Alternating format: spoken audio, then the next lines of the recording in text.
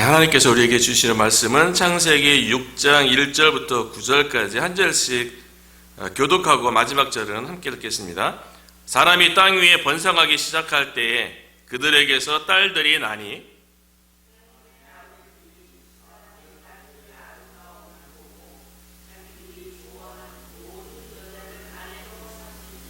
여호와께서 이르시되 나의 영이 영원히 사람과 함께 하지 아니하리니 이는 그들이 육신이 됨이라. 그러나 그들의 날은 120년이 되리라 하시니라.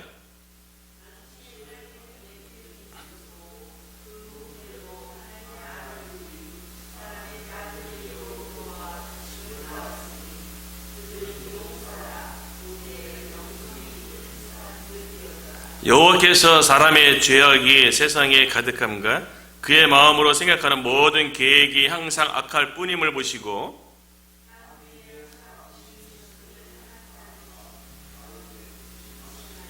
이르시되 내가 창조한 사람이 내가 지면에서 쓸어버리되 사람으로부터 가족과 기는 것과 공중의 새까지 그리하리니 이는 내가 그것들을 지었음을 한탄함이니라 하시니라.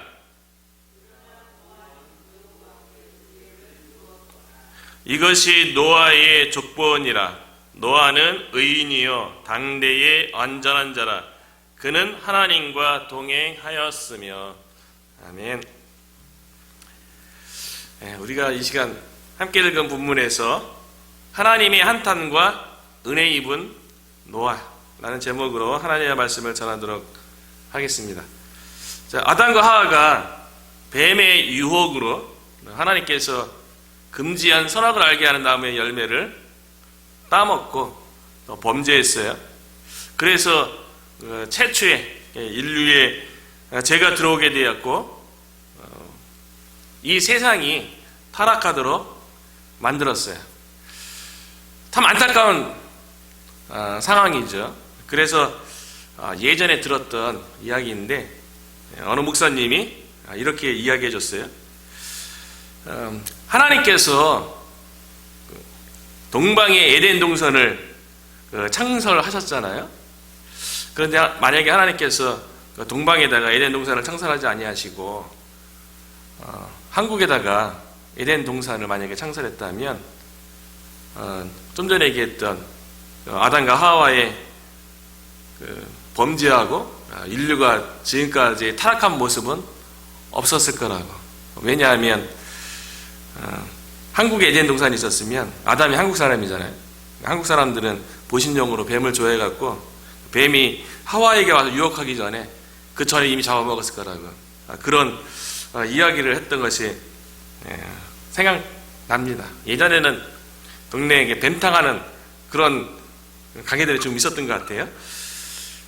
아담과 하와의 범죄 때문에 하나님께서 그들을 에덴의 동쪽으로 쫓아냈어요. 그리고 하나님께서 동쪽을 아담과 하와가 다시 들어와서 생명나무의 열매를 따먹지 못하도록 천사들과 불칼로 지키게 하셨어요. 아담과 하와는 하나님의 형상으로 지음받은 영적인 존재예요. 오늘날도 마찬가지죠. 모든 인간은 하나님의 형상대로 지음받은 다 영적인 존재입니다. 타락했다 할지라도 하나님의 형상에 대해서 손상은 있지만 하나님의 형상이 완전히 없어진 건 아니에요. 여전히 범죄가 가운데 있다 할지라도 지정의는 여전히 작동하는 거 아니겠어요? 그런데 하나님에 대해서 잘못 알게 되고 잘못된 것을 사랑하게 되고 잘못된 결정을 하게 되는 것 뿐이죠. 그래서 하나님께서 인간의 마음속에는 영원한 마음을 사모하도록 하셨다라고 전도서 3장 11절에 말씀하시는 거예요. 우리가 영적인 존재니까 영적인 갈증이 있고 뭔가 하나님을 찾고자 하는 그런 마음들이 있는 거죠. 그래서 아담이 에덴에서 쫓겨나고 자녀들을 낳았을 적에 제사를 통해서 하나님을 찾는 모습을 보게 되는 거예요. 그것이 가인과 아벨의 제사입니다. 그런데 이미 그들 가운데 죄가 들어와 있었기 때문에 그들 중에 가인의 마음에 시기와 질투, 결국에는 동생을 들로 불러내서 돌로 쳐 죽이는 살인자의 마음까지 있게 된 거예요. 그러니까 죄로 인한 비참한 상황이 벌어진 거죠. 한 배에서 난 형제 사이에 미워하고 죽이는 그런 일들이 생긴 거예요. 가인은 그 죄로 인해서 하나님의 뜻대로가 아니라 자신의 그 육신의 욕망대로 그렇게 살았던 사람이에요.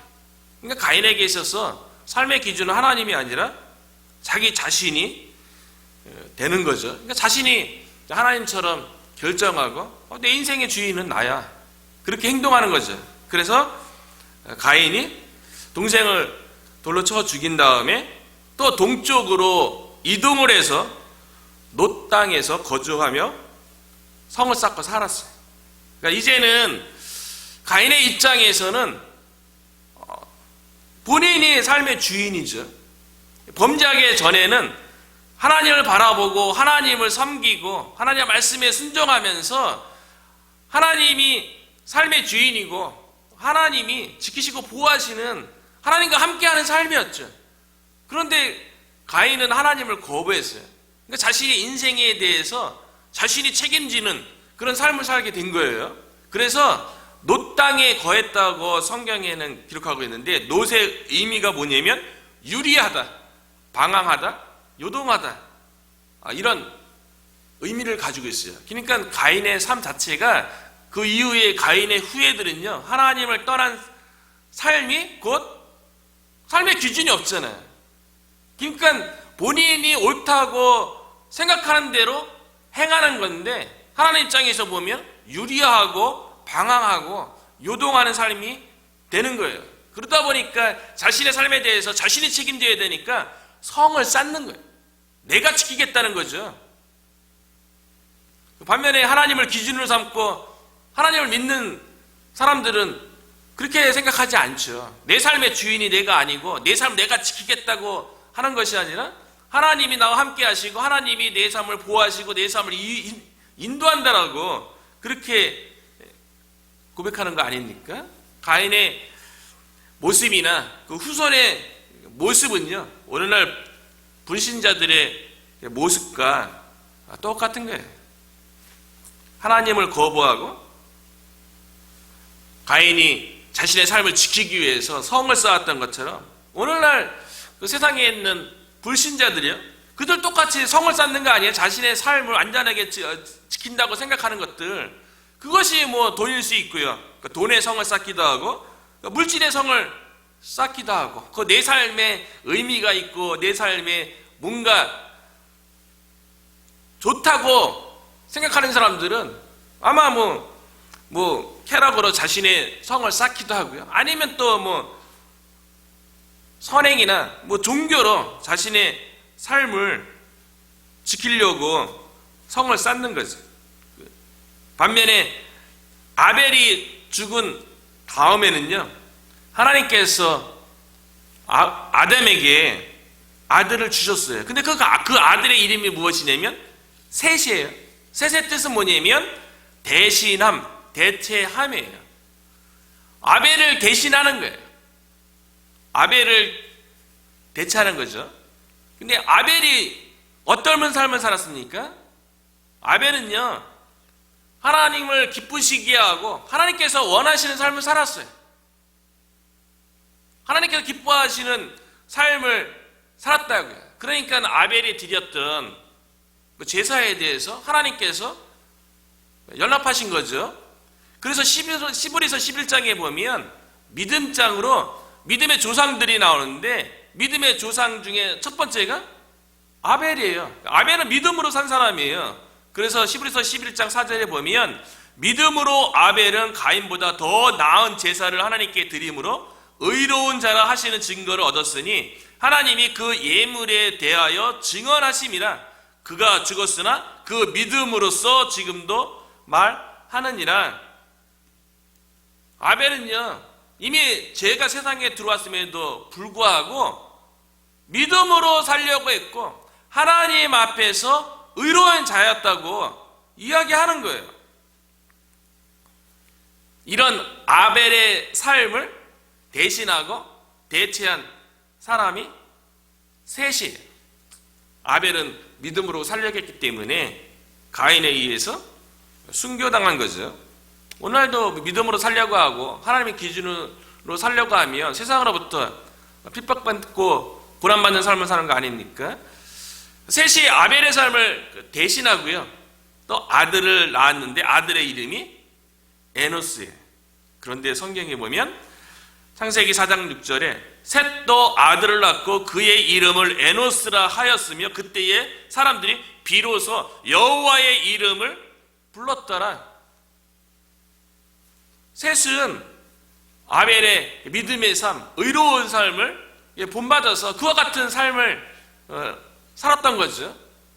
그리고 아들 때에 와서 여호와의 이름을 불렀더라. 예배하는 삶을 살기 시작된 거죠. 성경에 있어서 인류 최초의 예배자가 에노스였어요. 그러니까 셋의 후손들은 믿음으로 사는 사람들이고요. 하나님을 기준으로 사는 사람들이고 예배자의 삶을 살았던 사람이에요. 그러니까 아담과 하와가 범죄한 이후에 이 인류에는요, 두 종류의 사람이 나타난 거예요.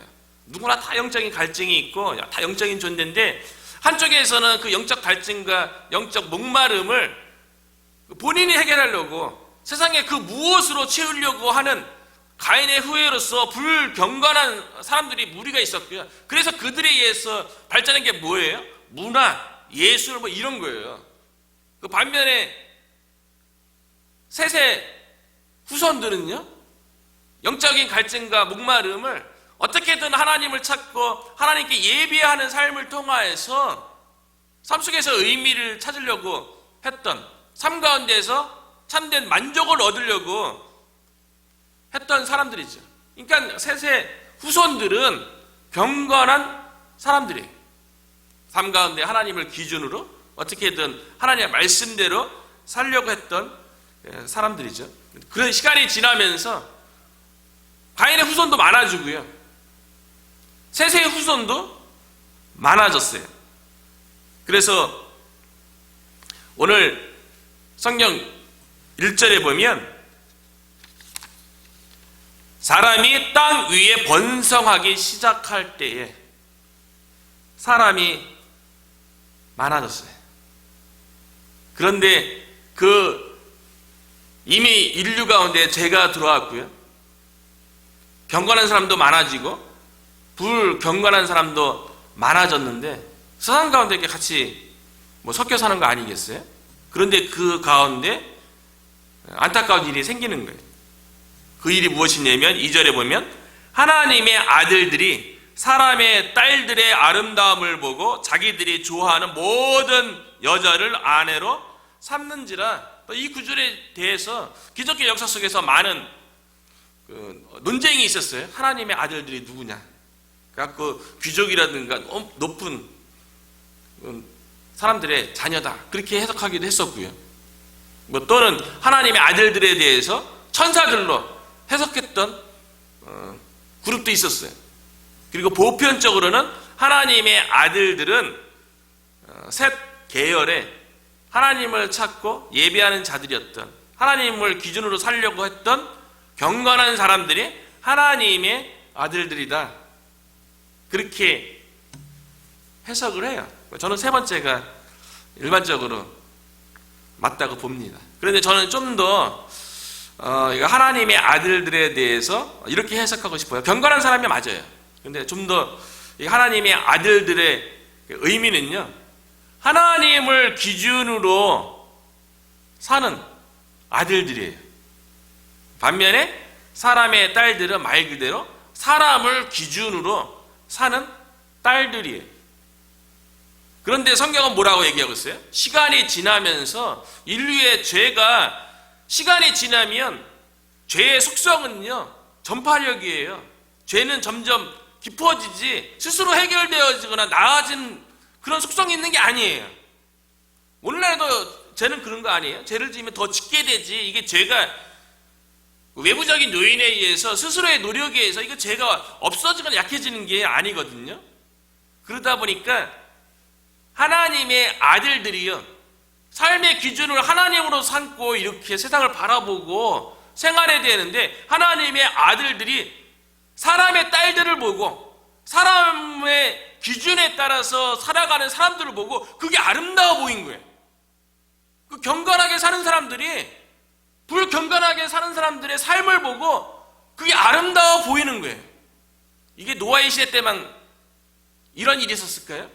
오늘도 마찬가지죠. 예수님 믿고 교회 다닌다고 하지만 행위는 그러해 보이지만 마음속에는 세상을 바라보면서 세상 속에서 성공하고 세상 속에서 뭐 잘되고 세상 속에서 뭔가 나아지는 삶을 사는 것 같은 세상 불신자의 사람들을 보고 한쪽 마음속에서는 그게 아름다워 보이는, 오늘날도 노아의 시대와 방불한 그런 현상을 우리가 보고 있지 않습니까? 하나님의 아들들이 세상의 기준대로 살아가는 딸들을 보고 아름다움을 느꼈어요. 그래서 그들을 취해서 아내를 삼고 결혼하던 시대가 노아의 시대였던 거죠. 그렇다 보니까 세상이니까 더 이상 하나님을 찾고 경건한 모습, 하나님이 기준인 그렇게 믿음으로 이렇게 살려고 하는 사람들이 없는 그런 시대인 거예요. 그러니까 하나님께서 그 타락한 모습을 보고 심판하기로 마음먹어요. 3절이죠. 여호와께서 이르시되 나의 영이 영원히 사람과 함께 하지 아니하리니 이는 그들이 육신이 됨이라.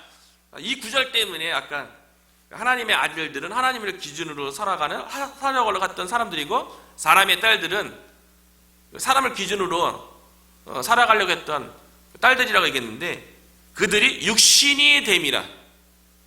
영적인 건 없어요. 육신만 남았어요. 육신이 기준인 사람들이에요. 말은 하나님의 아들들이지만 사람의 딸들이나 똑같이 다 육신대로 살아가려고 했던 거예요. 그래서 하나님께서 내가 너희들과 이제 더 이상 영원히 함께하지 아니하리라. 나의 영원히 함께하지 아니하리라. 그런데 하나님은요, 세상을 어떻게 창조했는데, 하나님의 형상, 하나님의 모양대로 하나님은 닮기에 사람을 창조했다고요. 그것에 하나님의 사랑이 있는 거고요. 천지 창조 자체도 하나님의 형상대로 지음받은 인간을 위해서 사랑을 나타내기 위해서 온 만물도 창조하신 분이 하나님이신데, 그 마음이 하나님께서 이방신처럼 변덕스럽게 막 바뀌는 분이 아니에요. 성경에 나와 있는 하나님의 계획과 하나님의 목적은 천지 창조 이래로 한 번도 바뀐 적이 없어요. 그러니까 인류를 향한 하나님의 사랑은 천지 창조 때뿐만 아니라 오늘날에도 동일하고요. 하나님께서 인류를 향해서 가했던 그 계획, 이 땅에 하나님의 나라가 세워지는 것, 이 계획도 바뀐 적이 한 번도 없어요. 그런데 오늘 본문에서 하나님의 신이 영원히 함께하리라 이렇게 말씀하신 것은 실제로 그렇게 하겠다는 게 아니라 그와 같은 타락한 인류를 보면서 안타까운 그런 마음을 보인 것 뿐이에요. 그래서 나중에 사도행전 2장에 가면 하나님께서 오순절 성령 강림 때에, 그때는 어떻게 합니까? 하나님께서 영으로, 성령으로 영원히 함께 하시잖아요. 그때 하나님께서 인류를 향한 사랑을 오순절 성령 강림 사건을 통해서 확증하신 것이죠. 하나님께서 인류를 심판하고 싶은데요, 아담과 하와가 범죄할 때도 마찬가지인데 하나님께서 금지한 열매를 따먹으면 반드시 죽으리라고 하면 먹자마자 죽일 수 있잖아요. 그런데 아담 같은 경우는 오래 살았거든요. 930세 죽었거든요. 오랜 세월 동안 하나님께서 심판을 유예해 주셔서 하나님께로 다시 돌아올 회개할 기회를 주신 것처럼요, 지금 세상에 경건한 모습이 없이 완전히 타락한 모습을 보이는 그런 상황 속에서도 120년이라는 심판을 미루는 그 유예 기간을 두신 거예요. 그러나 그들의 날은 120년이 대리랑 앞으로 120년 남았다는 거예요. 그 기간 동안 불경건한 모습에서 육신을 따라 살아가는 그 모습에서 하나님께서 다시 한번 기회를 주시는 거죠. 육신을 따라 살아가는 모습이 어떠한지 사도 바울이요 로마서에 보면 이렇게 설명하고 있어요.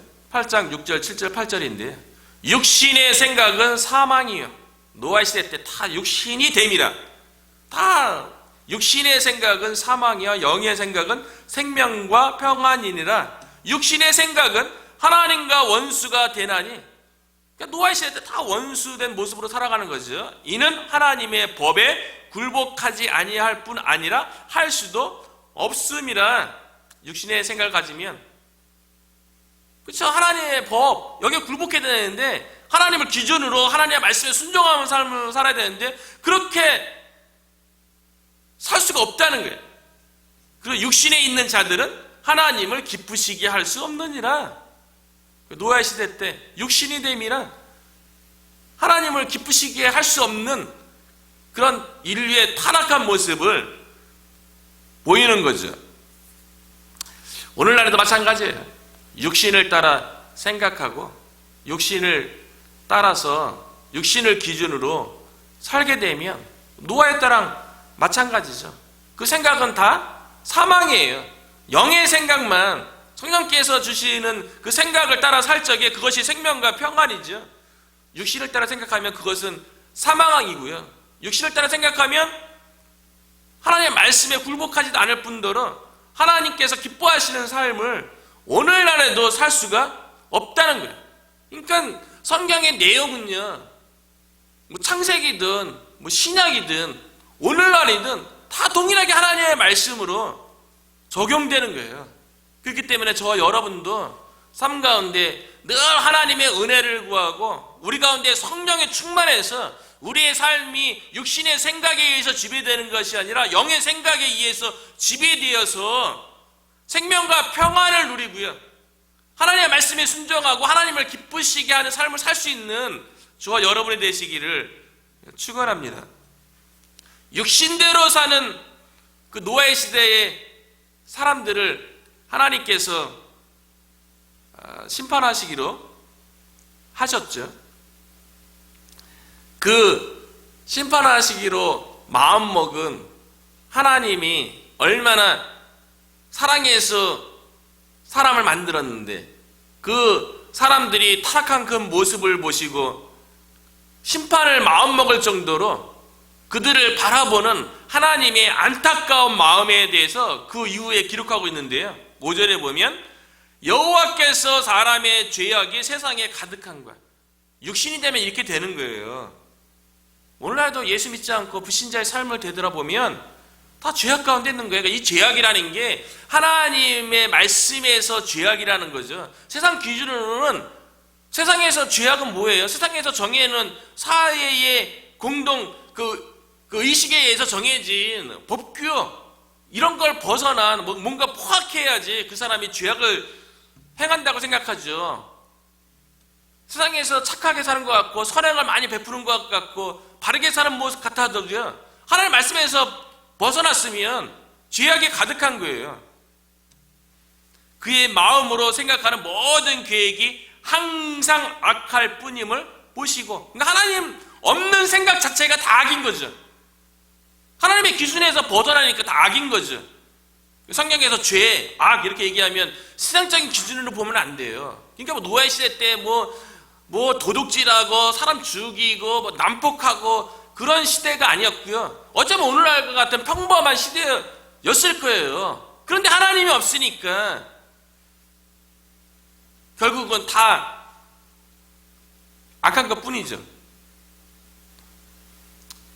사도 바울도 죄 아래 있는 그 인류에 대해서 뭐라고 얘기했냐면요. 로마서 3장 9절부터 12절에 보면 그러면 어떠하냐? 우리는 나으냐? 결코 아니라 유대인이나 헬라인이나 다 죄 아래 있다고 우리가 이미 선언하였느니라. 아담과 하와 이후에 다 죄 아래 있죠. 신약시대 사도 바울이 활동했던 시대뿐만 뿐만 아니라 오늘날도 마찬가지죠. 우리는 다 아담의 후손 아니겠어요? 다 원죄 가운데 다 죄 아래 있지요.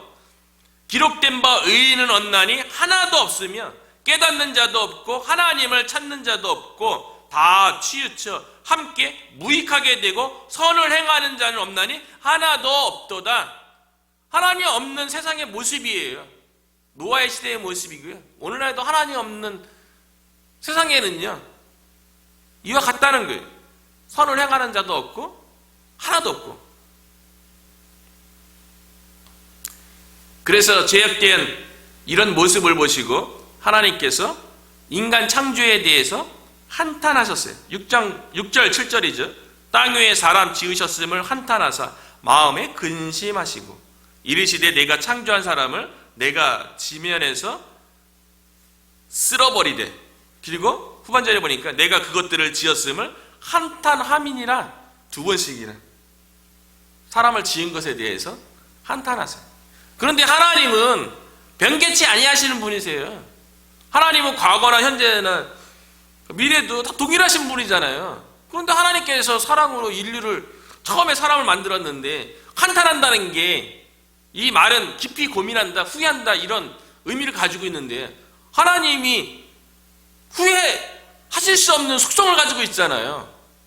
그럼에도 불구하고 하나님께서 사람을 지은 것에 대해서 한탄한다고 성경에 기록한 것은 그 타락한 인류를 바라보시는 하나님의 마음이 얼마나 절박한지를 보여주는 거예요. 마치 후회하는 것처럼, 실제로 후회하진 않는데 마치 후회가 되는 것처럼 타락한 인류를 보면서 하나님 없이 살아가려고 하는 그들의 모습을 보면서 너무 안타까운 거예요. 너무 불쌍한 거예요.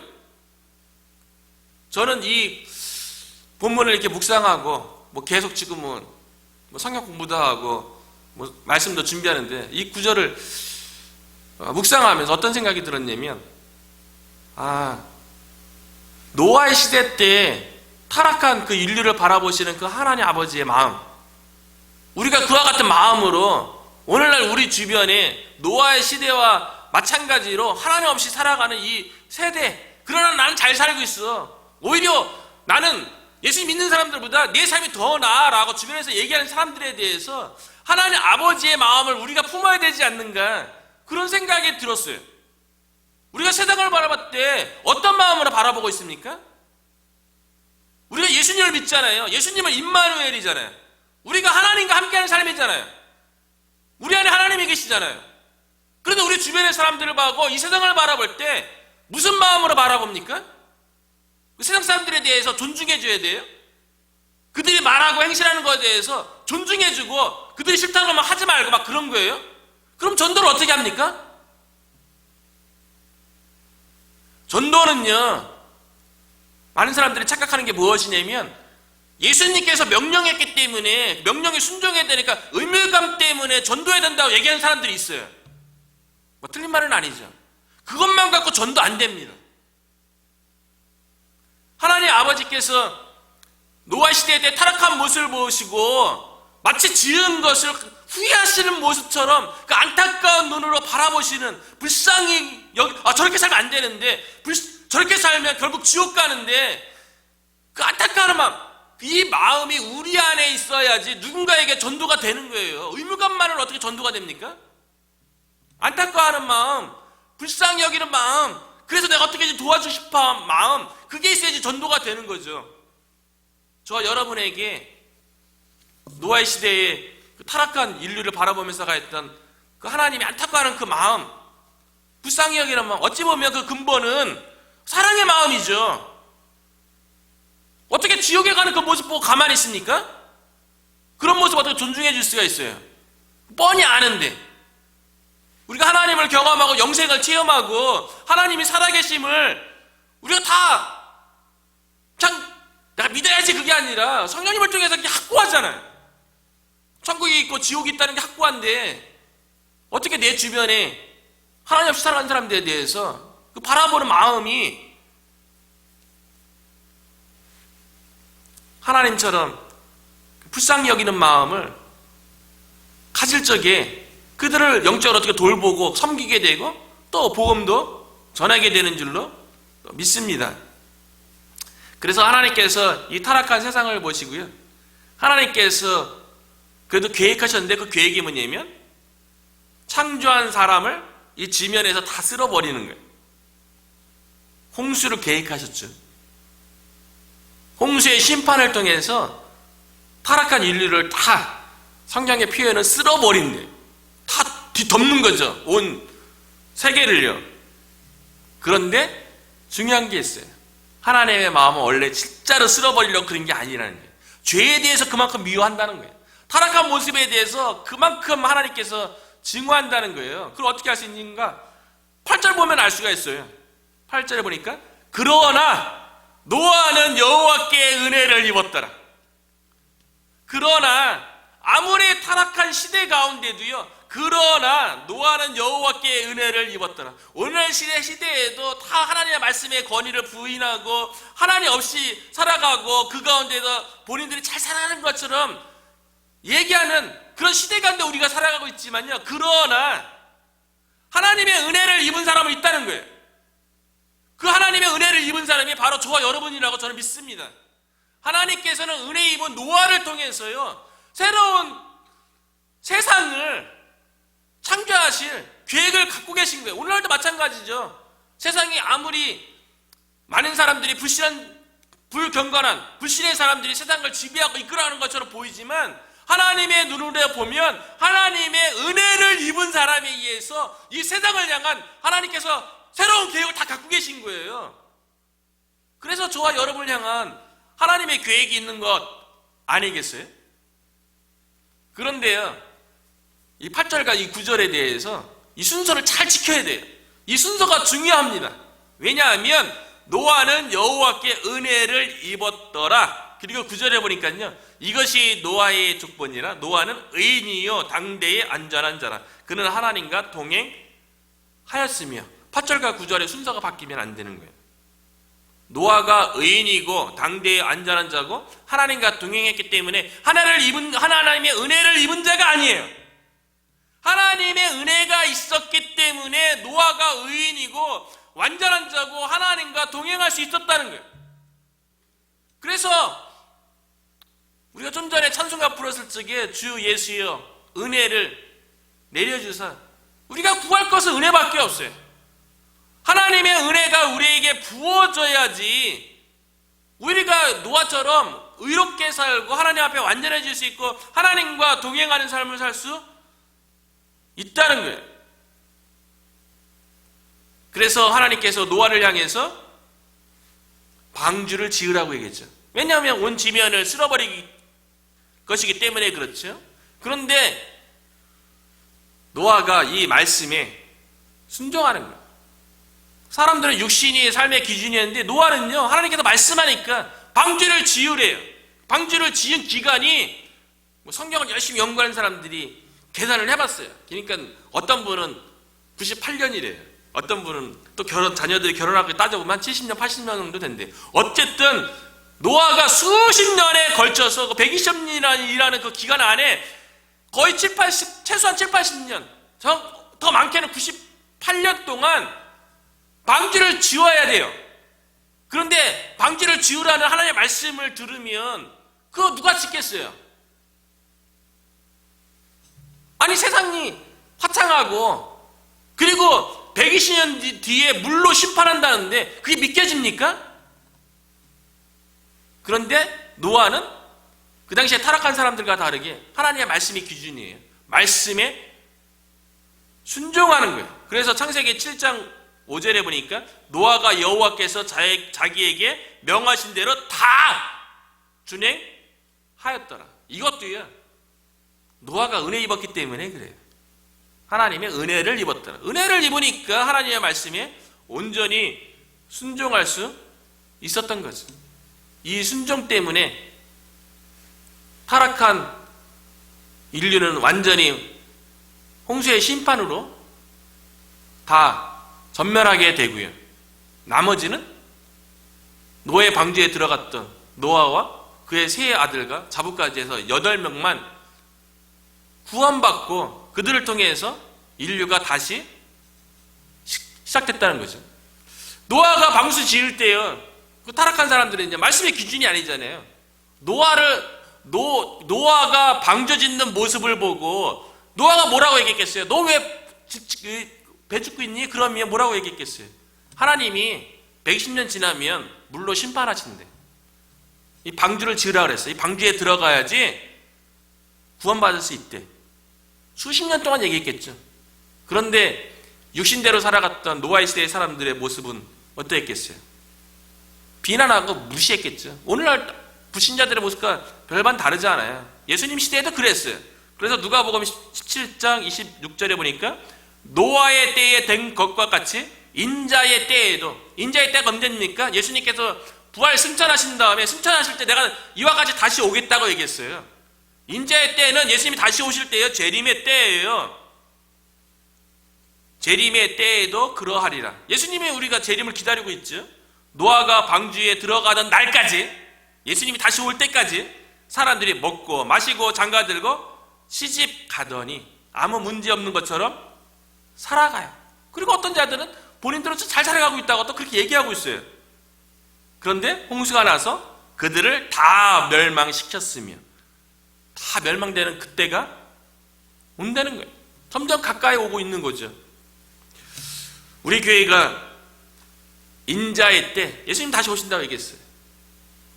하나님의 심판이 다가오기 전에 노아가 방주를 통하여서 본인 온 가족들이 다 멸망으로부터 구원을 받았던 것처럼요. 우리 교회가 방주가 되어서 예수 그리스도의 복음을 가지고 하나님 아버지의 그 타락한 사람들을 보면서 안타까워하고 불쌍히 여기고 어떻게 돕고자 하는 그런 마음으로 우리 주변 사람들에게 복음을 전해서 멸망의 때에, 마지막 때에 멸망으로 가는 것이 아니라 영생으로 갈 수 있는데 저와 여러분이 우리 교회가 쓰임받기를 주님의 이름으로 축원합니다. 아멘.